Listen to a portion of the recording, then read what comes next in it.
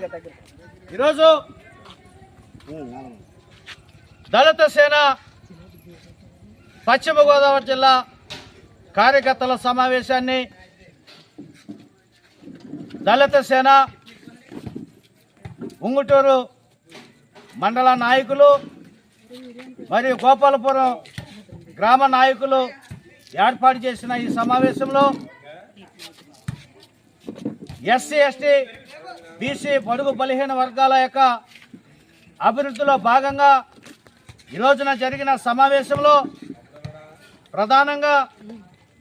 రాష్ట్ర ప్రభుత్వం డప్పు కళాకారులకు, చెప్పులు కొట్టే చర్మకారులకు, అర్హులైనటువంటి వారికి పెన్షన్లు మంజూరు చేయాలని చెప్పేసి ఈ రోజున గౌరవ ముఖ్యమంత్రి వర్యులు శ్రీ నారా చంద్రబాబు నాయుడు గారిని దళిత సేన తరఫున మేము విజ్ఞప్తి చేస్తున్నాము. అదేవిధంగా